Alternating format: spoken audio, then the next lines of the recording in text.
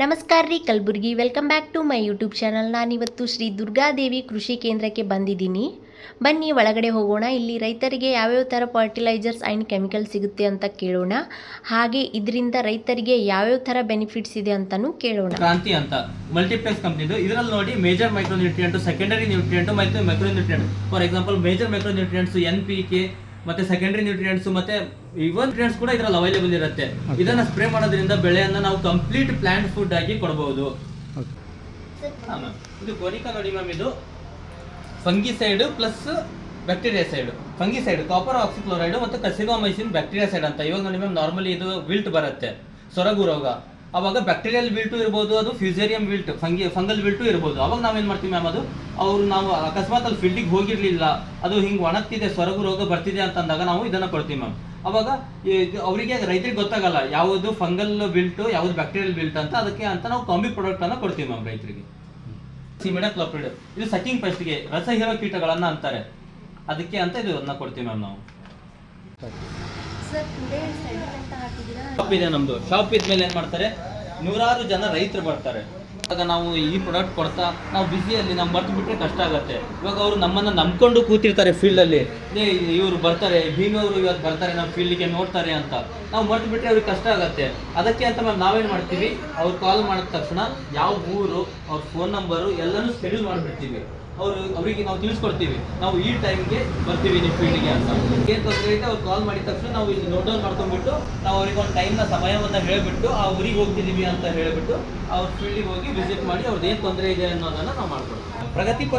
ಪ್ರಗತಿಪರ ರೈತರು ಅಂದರೆ ಮ್ಯಾಮ್ ಇಂಟಿಗ್ರೇಟೆಡ್ ಫಾರ್ಮಿಂಗ್ ಸಿಸ್ಟಮ್. ರೈತರು ಬೆಳೆದಂಥ ರೈತರು ಮೀನ್ಸ್ ಅವ್ರು ಏನು ಮಾಡ್ತಿರ್ತಾರೆ, ಎಲ್ಲದನ್ನು ಯೂಸ್ ಮಾಡಿಕೊಂಡು ಮೀನ್ಸ್ ಅವರು ಏನು ಮಾಡಿರ್ತಾರೆ ಅಂದರೆ ಹೊಲದಲ್ಲಿ ಆಕಳ ಸಾಕಿರ್ತಾರೆ, ಕೋಳಿ ಸಾಕಿರ್ತಾರೆ, ಕುರಿಯನ್ನು ಸಾಕಿರ್ತಾರೆ, ಹಾರ್ಟಿಕಲ್ಚರ್ ತೋಟಗಾರಿಕೆ ಬೆಳೆಗಳನ್ನು ಬೆಳೆಸಿರ್ತಾರೆ, ಮತ್ತೆ ಎರೆಹುಳ ಗೊಬ್ಬರವನ್ನು ಅವರೇ ಸ್ವಂತವಾಗಿ ತಯಾರು ಮಾಡಿಕೊಂಡು ಹೆಚ್ಚಿನ ಮಾಡ್ತಾರೆ.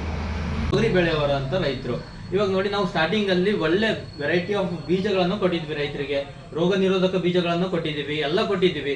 ಬಟ್ ಇವಾಗ ಕಂಟಿನ್ಯೂಸ್ ಮಳೆ ಆಗ್ತಿದ್ರಿಂದ ಎಲ್ಲ ಸೊರಗು ರೋಗ ಬಂದು ತೊಗರಿ ಎಲ್ಲ ಹೋಗಿದಾವೆ. ಸೊ ಇವಾಗ ನಾವು ನೋಡಿ ದಫ್ತರಿ ಅಂತ ಆಫ್ ಸೀಸನ್ ತೊಗರಿಯನ್ನ ಇಂಟ್ರೊಡ್ಯೂಸ್ ಮಾಡಿದ್ದೀವಿ. ಏನಪ್ಪಾ ಅಂತಂದ್ರೆ ಇದು ನಾವು ಇವಾಗ ರಬಿ ಸೀಸನ್ ಅಲ್ಲೂ ಬೆಳಿಬಹುದು. ಇವಾಗ ನೋಡಿ, ಇದನ್ನ ದೀಪಾವಳಿ ದಸರಾ ಟೈಮಲ್ಲಿ ಇವಾಗ ನಾವು ಬಿತ್ತನೆ ಮಾಡಿದ್ರೆ ಇವಾಗ ನಮಗೆ ಹೋಳಿ ಹುಣ್ಣಿಮೆ ಹಬ್ಬದ ಟೈಮಲ್ಲಿ ನಾವು ಇದು ಕಟಾವಿಗೆ ಬರುತ್ತೆ. ಇದು ಏನಪ್ಪಾ ಅಂತಂದ್ರೆ ಇರಿಗೇಟೆಡ್ ತೊಗರಿ ದಫ್ತರಿ 48 ಅಂತ. ಇದನ್ನ ನಾವು ರಬಿ ಸೀಸನ್ ಅಲ್ಲಿ ಕೂಡ ಬೆಳಿಬಹುದು, ಮೀನ್ಸ್ ಆಫ್ ಸೀಸನ್ ತೊಗರಿ. ಇವಾಗ ಕಂಟಿನ್ಯೂಸ್ ಮಳೆ ಬಂದು ಎಲ್ಲ ತೊಗರಿ ಹಾಳಾಗಿದ್ರಿಂದ ಇವಾಗ ನಾವು ಇದನ್ನ ಇಂಟ್ರೊಡ್ಯೂಸ್ ಮಾಡಿದ್ದೀವಿ.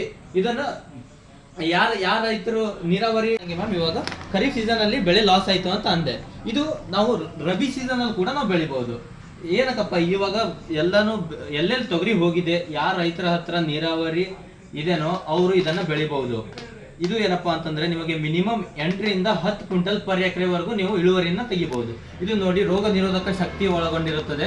ಮತ್ತೆ ನೀರಾವರಿ ನೀವು ಎಷ್ಟು ನೀರು ಬಿಡ್ತೀರೋ ಅಷ್ಟು ಫುಲ್ ಹೈಟ್ ಬಂದ್ಬಿಟ್ಟು ಅದನ್ನ ಕುಡಿಚಿಬಿಟ್ಟುವುದರಿಂದ ನಾವು ಒಳ್ಳೆ ಇಳುವರಿಯನ್ನ ನಾವು ಪಡ್ಕೋಬಹುದು. ಆಫ್ ಸೀಸನ್ ತೊಗರಿ ಅಂತ ನಾವು ಇವಾಗ ಹೊಸದಾಗಿ ಇಂಟ್ರೊಡ್ಯೂಸ್ ಮಾಡಿದ್ದೀವಿ ಕಲಬುರಗಿಯಲ್ಲಿ.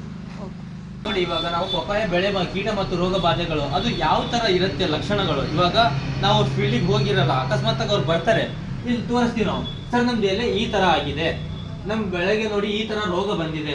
ಇವಾಗ ನಾವು ಎಲ್ಲ ರೋಗ ಇವಾಗ ಪರ್ಟಿಕ್ಯುಲರ್ ಆಗಿ ನಮ್ಮ ಭಾಗದಲ್ಲಿ ಯಾವ್ದು ಬೆಳೆಯನ್ನ ಬೆಳೀತಾರೋ ಆ ಬೆಳೆಗಳ ರೋಗ ಲಕ್ಷಣಗಳು ಮತ್ತೆ ಕೀಟ ಬಾಧೆಗಳನ್ನ ಎಲ್ಲ ಹಾಕ್ಸಿದೀವಿ ಮ್ಯಾಮ್. ಇವಾಗ ಅವ್ರು ಬರ್ತಾರೆ, ಸರ್ ನಮ್ದು ಇದು ಕಪ್ಪು ಚುಕ್ಕೆ ರೋಗ ಪಪಾಯದಲ್ಲಿ ಬಂದಿದೆ, ಅದನ್ನ ಯಾವ ರೀತಿ ಕಂಟ್ರೋಲ್ ಮಾಡಬೇಕು. ಬಾಳೆ ಅಂತ ಬಂದಾಗ ಸಿಗರ್ ಎಂಡ್ರಾಟ್ ಅಂತ ಬರುತ್ತೆ, ಎಂಡಿಗೆ ಕೊಳೆ ರೋಗ ಅಂತ ಬರುತ್ತೆ. ಇವಾಗ ಅವ್ರಿಗೆ ಗೊತ್ತಿರಲ್ಲ ಎಲ್ಲಿ ಕೊಳಿತಿದೆ.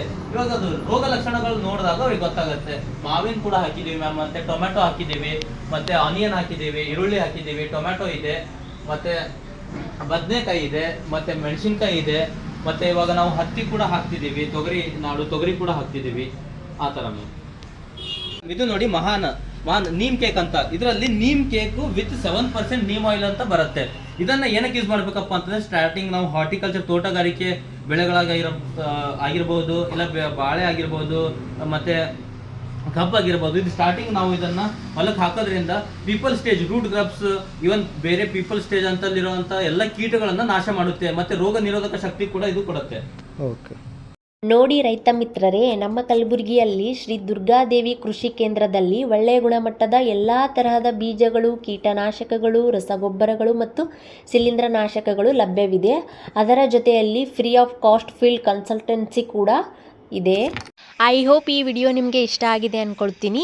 ಈ ವಿಡಿಯೋ ನಿಮ್ಗೆ ಇಷ್ಟ ಆಗಿದ್ದರೆ ಲೈಕ್ ಮಾಡಿ, ಶೇರ್ ಮಾಡಿ, ಕಮೆಂಟ್ ಮಾಡಿ. ಹಾಗೆ ನನ್ನ ಚಾನಲ್ನ ಸಬ್ಸ್ಕ್ರೈಬ್ ಮಾಡ್ಕೊಳ್ಳೋದನ್ನ ಮರಿಬೇಡಿ. ನೆಕ್ಸ್ಟ್ ಲಾಗ್ನಲ್ಲಿ ಮತ್ತೆ ಸಿಗೋಣ.